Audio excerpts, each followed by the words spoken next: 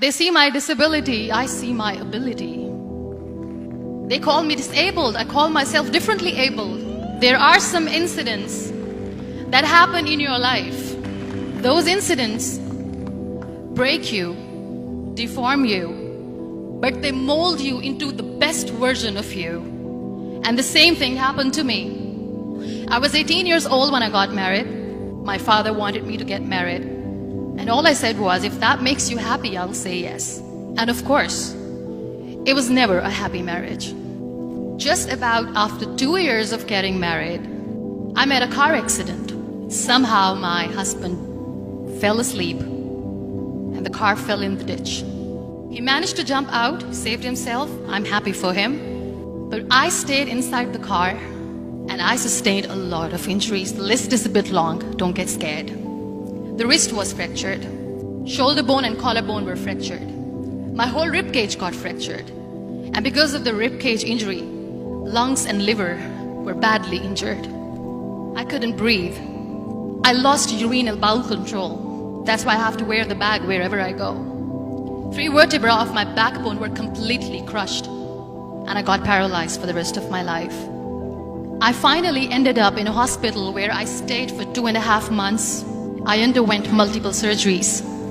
One day, doctor came to me and he said, well, I heard that you wanted to be an artist, but you ended up being a housewife. I have a bad news for you.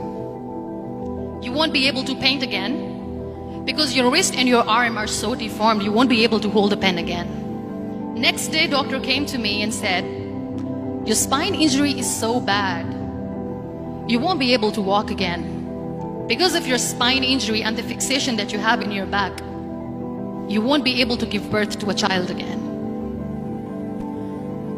That day, I was devastated. I asked my mother, why me?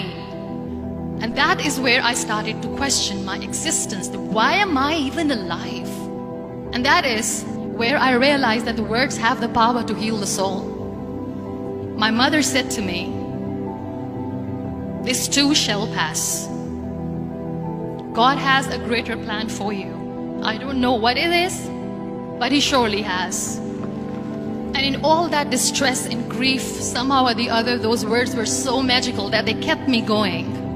One day I asked my brothers, I know I have a deformed hand, but I'm tired of looking at these white walls in the hospital and wearing these white scrubs. I'm getting tired of this. I want to add more colors to my life. I want to do something. Bring me some colors, bring me some small canvas. I want to paint. So the very first painting I made was on my deathbed, where I painted for the very first time. It was not just an art piece or just my passion. It was my therapy. And then I was discharged and I went back home. And I went back home and I realized that I have developed a lot of pressure ulcers on my back and on my hip bone. I was unable to sit. There were a lot of infections in my body, a lot of allergies. So doctors wanted me to lie down on the bed straight for not 6 months, for not 1 year, for 2 years. I was bedridden, confined in that one room, looking outside the window, listening to the birds chirping, and thinking maybe there will be a time when we'll be going out with the family and enjoying the nature. That was the time where I realized how lucky people are. That is the time where I realized that the day I'm going to sit, I'm going to share this pain with everyone to make them realize how blessed they are, and they don't even consider them lucky. That day I decided that I'm going to fight my fears. We all have fears. Fear of unknown, fear of losing people, fear of losing health, money.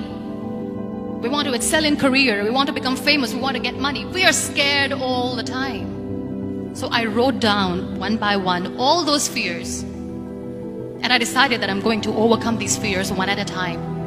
You know what was my biggest fear? Divorce.